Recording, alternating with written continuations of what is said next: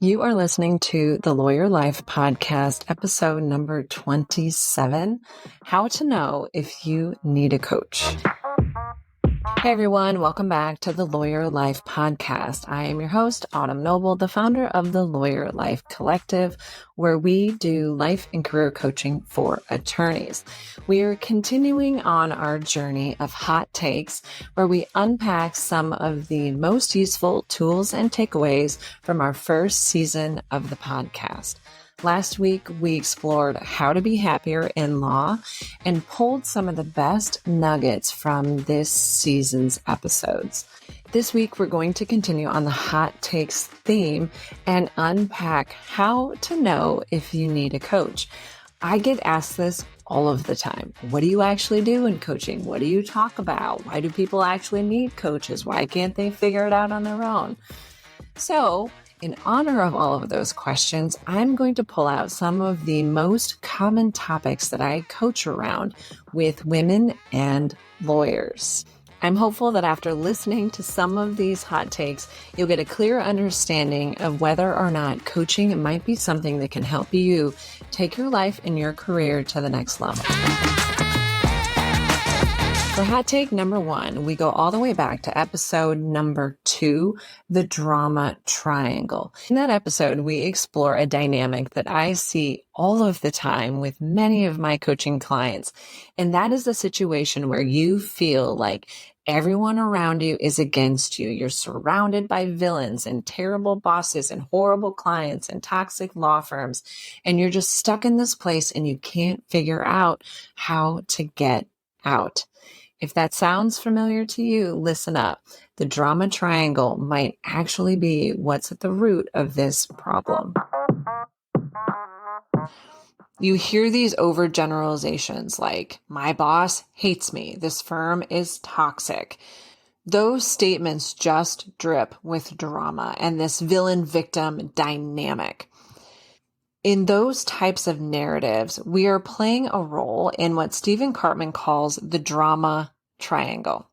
The triangle examines the connection between personal relationships and power in conflicts. And the triangle identifies 3 main characters that play a role in conflicts: the persecutor, the rescuer, and the victim. So let's dig into these parties a little bit and learn a little bit more about them before we apply them to our careers. So we start with the victim. The victim in this model feels persecuted, oppressed, helpless, hopeless, powerless, maybe even a little bit ashamed about feeling all of those things. They seem unable to make decisions, to change their circumstances, to solve problems, to take pleasure in life, or to achieve any meaningful insights into their circumstances. So when I say the victim, it doesn't necessarily mean the actual victim, but instead it's someone who is feeling or acting like one. Very powerless, very hopeless. The victim seeks to convince themselves and others that they can't do anything, that nothing can be resolved, all attempts are futile, despite trying really hard to fix their circumstances. Next, we have the rescuer. The rescuer's line is always, let me help you, let me fix this for you. Absolutely, let me jump in on this. The rescuer is a classic enabler. They feel guilty if they don't step in to the rescue, and they ultimately become angry and kind of move over into the persecutor role when all of their attempts to save the day invariably fail to achieve any meaningful change. Their rescuing actually has negative effects. It keeps that victim dependent on their rescuing, and it doesn't allow the victim permission to fail and experience the consequences of their own choices that got them there in the first place. When the rescuer focuses their energy on someone else, it actually enables them to ignore their own issues. And that's true for all of these characters, and we'll circle back to that. Next, we have the persecutor, which I call the villain. It just seems more accessible to me. The persecutor insists it's all your fault. You are the problem. This is not my issue. They're controlling, blaming, critical, oppressive, angry, authoritarian, rigid, and superior. But when you blame the villain in turn, they often get really defensive and they might switch over to the victim role when they're attacked by the rescuer or the victim. The victim is the primary character, and they're interacting with the persecutor whom the victim blames for their suffering and their unhappiness and their challenges. But then there's this rescuer who's periodically stepping in to try and alleviate the victim's suffering. Now, in the complicated world of practicing law, I often see my clients vacillating between the victim role and the rescuer role. And let me be very clear, nobody likes that news in coaching. I hated it when my coach would say to me that I was acting in the victim role or often the rescuer role, but let's just call a spade a spade. And I will explain how we kind of dip into those roles. But that's often the characteristics of the attorneys that I work with. When we're the victim, the partners, clients, bosses, they're the persecutor. They're the reason that we're overworked, exhausted, burnt out, and have no balance whatsoever. They are the sole cause of it, and they're the sole reason why we are unhappy in our particular jobs. In contrast, when we are operating from the rescuer role, we often rise up to solve all of the poor planning, crappy demands, and ridiculous needs of the persecutors and villains around us. The rescuers are often the ones who will step in to help at the 11th hour when others on their team have dropped the ball. You can all think about those scenarios where we get an email forwarded to us from some senior attorney, and you see the date and the time that they received it was a week ago, 10 days ago, whatever it was. But suddenly, now that it's due and the deadline has arrived, they're dumping it on your desk and expecting you to fix it and put your name on it for them. That is a classic villain rescuer kind of a dynamic.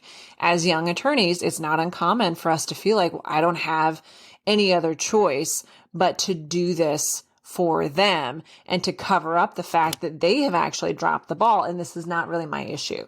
So we work late, we disregard our own boundaries, and we try to step in and save the day for the rest of the team.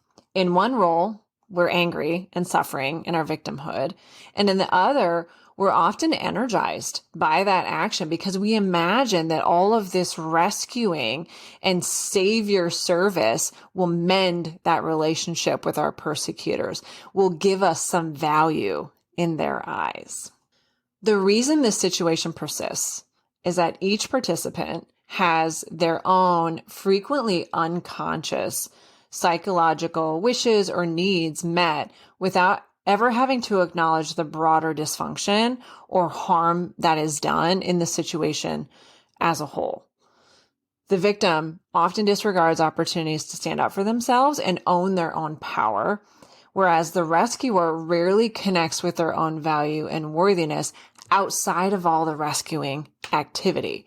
They're searching for meaning and worthiness there, and that is partly what drives those actions. But as long as we're caught in this triangle, we're not ever able to look inwards and address those underlying needs that drives us to show up in those roles. That will do it for hot take number 1, the drama triangle. If this interests you, be sure to head over to episode 2 to listen to the rest of that episode and learn how to get out of that toxic cycle. For hot take number 2, we are also going all the way back to the beginning to uncomfortable dreams. Many of the women that I work with in coaching show up because there is this tension between who they want to be and how they want to show up and how they feel like they're supposed to show up to succeed. When we start any professional journey, there are going to be all sorts of people who are more than happy to tell you what you're supposed to do and how you're supposed to act in order to be successful. But what I have found is that when we take that feedback and we camp out with it, it creates a tremendous amount of dissonance between what people are telling us and how we feel we need to show up to survive. In this hot take, we explore that disconnect and how coaching can help you overcome it. As humans, we just constantly like to tell ourselves what we should be doing. And we buy into all these rules about how we're supposed to live and how things are supposed to work out. And a lot of us just wholeheartedly buy in, and it just stagnates us. So I want to share with you an example of how nefarious that little word can be and how I see that affecting my clients and their long-term goals and happiness. I recently had a client who was really struggling to manage her time and stay afloat in her practice. She was a mid-level associate in big law, lots of responsibilities, lots of sophisticated work. Her shoulds sounded something like this. I should always keep my office door open in case anybody needs me. I should always answer my office phone or my cell phone when someone calls me from work. I should always stay on top of my emails, and I should always say yes when I'm approached by someone to work on a project. All of these shoulds, all of these thoughts, they sound very noble and purposeful, but truly they're all really rooted in fear. And that fear sounds something like this. People will think I'm not friendly if I close my door when I'm busy. People will be mad at me if I don't answer my work phone when they call. I might miss something important if I'm not on top of my emails, and then I'm going to get into trouble. People will stop giving me work if I say I'm too busy. All of those fear-based, worried thoughts were truly the foundation of all of those shoulds. And when she bought into those, they were completely sabotaging her career.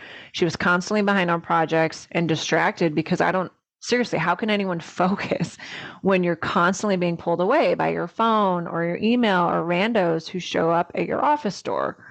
She was missing deadlines and she was just completely underwater.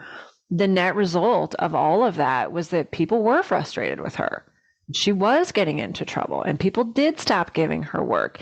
Everything that those shoulds were supposed to protect her from, they were actually creating for her. She was creating a self-fulfilling prophecy. And ultimately, the firm ended up putting her on a performance improvement plan to try and get her to clean up her act. The wildest thing about this, when she came to me and she's telling about her struggles and she's telling me about these challenges, the craziest thing is that she actually knew how to resolve the problems. She just didn't want to experience all the discomfort that was going to go with it. She knew she needed to set boundaries. She knew she needed to manage her calendar better. She knew she needed to start telling people no and protecting her energy and her space to focus. She just didn't want to experience all the discomforts that are going to come with that. Furthermore, doing so would fly in the face of all of those shoulds that she had completely invested in about how she was supposed to show up and act as an attorney. All of that was going to challenge her to reconsider who she wanted to be instead of who she thought everyone else wanted her to be. This is such a common challenge. None of us want to rock the boat. We want to fit in. We want to be liked. It's like we're bamboo, but we want to be an oak tree. It's painful and it's hard to realize and accept that we have to do things in a way that feels authentic and right for us as we are, who we are. And to show up any other way is also going to be incredibly painful, but it's going to be painful in a different and less rewarding kind of a way. It doesn't feel good to show up inauthentically, to pretend that we're an oak tree when we're bamboo, right? It also doesn't feel good. So the paths before you are both equally uncomfortable, but in different kinds of ways and different kinds of payoffs. And therein lies the rub. Taking action that feels right and authentic to us often requires us to go against the grain and experience those discomforts, to challenge our closely held thoughts, beliefs, and assumptions about what kind of human we are supposed to be, what a good lawyer, spouse, mom, sister, daughter is supposed to look like, and what they're supposed to act like. It requires us to invest in the discomfort that comes with the creating a life that we actually want, a life that we feel drawn to, an uncomfortable dream. As we unpack that hot take about how we are supposed to act and who we are supposed to be, it makes sense that the next hot take is going to continue down that path and explore the challenges and the struggles that we have saying no and asserting our boundaries. It is rare that I work with a coaching client that is not struggling with this very issue. If this sounds like you, listen up to hot take number 3, coming from episode number 11, People Pleasing and How to Stop. When I was in my early 20s, I moved to Washington, D.C. to work for a boutique law firm. While I was there, my direct supervisors were from New York City. So a farm girl from Iowa was quite the novelty in my little office, and I often was chided for my Midwest nice attitude. After that little excursion, my next legal job took me to a national firm in the Midwest. There, my supervisor was another New Yorker, and once again, my Midwest nice was met with much distaste. At first, their criticism of my Midwestern attitude, it really bothered me. After all, I was just being polite, and what was wrong with that? But over time, I realized that what they were criticizing, it wasn't Midwestern civility. What they saw instead was an insecure young attorney who was afraid to make waves, who was afraid to be honest for fear of upsetting others, and who was afraid to really use her voice. What they really saw was people pleasing disguised as good manners. You got to love those people pleasing tendencies. We've all got them. It may seem like simple Midwest nice, but at its core, people pleasing is rooted in deception. And we're going to talk about that today. When we put the needs and feelings of others before our own, we relegate our truth. We relegate our voices, and we implicitly acknowledge that we are less important than those we're desperately trying to please. So let's start with the why. Why do we do this? Why is this so appealing to us? Think about the last time that someone asked you to do something that you really didn't want to do, whether it's an additional project at work when you're already overloaded and sacrificing any semblance of life, or maybe it's an additional nonprofit board position for an organization that maybe just doesn't really interest you, or a family friend who asks for legal help in an area that you know nothing about. I want you to think of that situation and see if you can connect with why the decision was hard. Why was it hard to say yes or no? What was it that drove you to ultimately say yes when you really just wanted to say no? It might sound something like, well, I should help. It's the right thing to do. Meaning, if I say no, I'm being a jerk or I'm not being a good person. I don't want to disappoint anybody or let anyone down. If I don't say yes to whatever they're asking of me, there's going to be some negative consequences. Like I won't get any more work from them. I'll lose a client. People won't trust me. People won't like me. They'll think I'm lazy, something along those lines. So as you think about those scenarios, when we say yes and we really wanted to say no, part of the reason that we do this and part of the reason these decisions are hard is because we have some story that we're telling ourselves about what it means if we say no and why we should say yes, even though that we don't want to. All of those thoughts are incredibly persuasive in the moment, and they seem 100% factual, but none of those thoughts are actually founded in any facts. They're just opinions and assumptions, and they're all rooted in fear.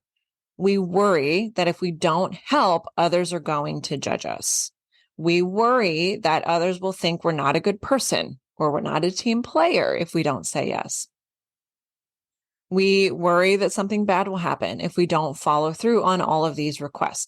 And we take all of those worries and we spin them into facts and stories that we tell ourselves, facts and stories that we believe and that we allow to dictate our actions. For some of us, this is rooted in imposter syndrome, which is generally a collection of feelings of inadequacy that persist despite evident success to the contrary. When we're experiencing imposter syndrome, we often suffer from chronic self-doubt and a sense of intellectual fraudulence that overrides any feelings of success or any external proof that we are, in fact, competent and good enough. Many of the women that I encounter suffer from various manifestations of imposter syndrome. And many of us handle imposter syndrome by slipping into a persistent helper role. And P.S., if you haven't listened to the episode on the drama triangle, it expands upon this tendency of ours to take on the rescuer role in the drama triangle. And that episode further illustrates this issue. And I strongly recommend that you listen to that episode on the drama triangle if this is resonating with you. Imposter syndrome persistently tells us that we are a fake and that we will be found out, and that eventually everybody's going to realize that we don't belong and that we really need to be shown the door. One tendency to combat those fears is to make yourself irreplaceable. And so for many of the female attorneys that I work with, this takes the form of being a constant caregiver, helper, or rescuer in that drama triangle. Recently, I had a client who was expressing to me how important it was for her to always be seen as reliable and somebody that others could always count on. She was always offering support for new projects and teams, even when she knew she didn't have the time or the capacity. And more often than not, she would come to our sessions operating on fumes, completely exhausted and frustrated that no one could do anything without her. She was totally burnt out and she really wanted to change the pattern. So as we explored her patterning, we came to understand that this was completely a mess of her own making. She consciously took on more than she was able to handle, and she was really reluctant to give up that part of her practice. On the one hand, she knew that it was making her miserable, but at the same time, she didn't want to give up that important and needed position. She didn't want people to gripe if she said no to more work. She didn't want people to judge her if she scaled back. And she imagined a parade of horrible comments that she believed her coworkers would make if she stopped helping everybody. She really, at her core, she wanted to be needed. And it was really hard for her to conceptualize letting go of playing that role. She wanted to be an essential player on every team. That made her feel really safe and secure. But this is what imposter syndrome does. It creates patterns of coping with our fears of inadequacy. We craft ways to cover up our perceived shortcomings, to keep our little secret safe, to keep secret the truth that we aren't good enough, that maybe if we're just really needed, no one will ever see that we actually don't belong, and maybe we're not as good as everybody else. So we craft ways to cover up our perceived shortcomings, to keep that secret locked away. In my client's experience, she was bending over backwards to be available to anyone for any project at any moment.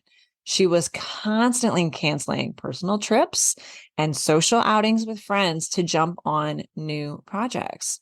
It had become part of her persona, and it was what made her feel like she belonged. And it helped soothe those fears that she was inadequate. It really silenced the negative rantings in her head. They couldn't possibly fire her if they discovered her inadequacies because too many people needed her every day. And so it was sort of this protective little game that she was playing with herself and with those around her. Imposter syndrome, it plays right into this people pleasing, and it creates a toxic dynamic that leads us to be really overloaded and out of gas and stuck between, I really want to maintain this facade and this role that I've created, but I also don't want to feel like this and work like this anymore. And so it creates this tremendous amount of tension in our lives because we feel like we need that persona to protect ourselves, even though that persona, that people pleasing, is really destroying us. All right, my friends, that concludes our hot takes for today. The goal of these hot takes is to give you some bite-sized pieces of advice to help you consider whether you are getting the support that you want and if there are any adjustments that you can make to make your life and your career more in alignment with your ultimate goals. To recap where we've been today, you might need a coach if you feel like you are constantly in a battle between the good guys and the bad guys. And on the bad guys team are your boss, your clients, and your firm. If that sounds like you, you might be stuck in a drama triangle, and coaching can help you unpack that and resolve that tension. Second, if you constantly feel tension between how you want to show up and what you actually want to do and what everybody else is telling you that you need to do to succeed, you are stuck under an avalanche of shoulds and other people's expectations for yourself. In coaching, we unpack all of the imposter syndromes and all of the self-doubt that goes along with it to help you chart your own unique course forward. Last, you might need a coach if you have a hard time saying no to the requests of other people in your life. If people pleasing and imposter syndrome are a recurring challenge for you in your life and your career, coaching can absolutely help you get out from underneath that rock and start living more authentically. I hope that you are enjoying these fast hot takes for the summer. If you want to learn more about any of these topics, be sure to check out the show notes to find the link to the full episodes where we dig into each of these topics in depth. If you have any questions about any of these topics, be sure to send me a note, autumn@thelawyerlifecollective.com. And if any of these topics resonates with you deeply enough that you're thinking, you know what, maybe it's time that I actually do something about these challenges, reach out and sign up for a free coaching consultation today. I promise you have nothing to lose. As always, in the Lawyer Life Collective, we've got all sorts of fun things going on this summer. I know everybody's busy, but I also see summer as a huge opportunity to work on ourselves and arm ourselves to prepare for the year-end craziness that we all know is coming.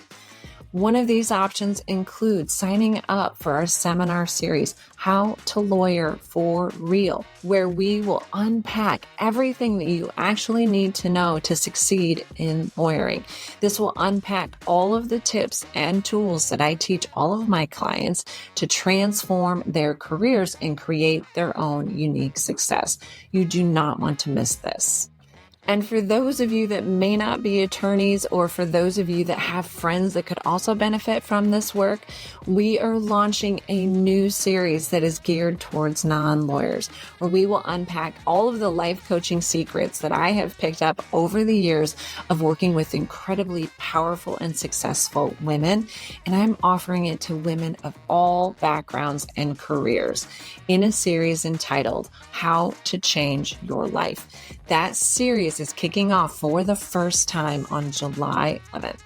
For information on either one of those series or to grab your seat, head over to thelawyerlifecollective.com or autumnnoble.com. And last but not least, next month at the close of July, we are offering a free webinar entitled How to Overcome Overwhelm for Good. If you're sick of juggling too much and stressing about your calendar and your to-do list on a daily basis, this one is for you. In 45 minutes, we will unpack some of my most crucial time management tips that will not only help you manage your calendar more efficiently, but will give you a better understanding of overwhelm so that you can stop engaging in the cycle. I hope to see you there. Lastly, in our next episode, we're continuing with the hot takes setup and unpacking how to know if you may actually be the root of your problems in your life. I hope that you will join us there.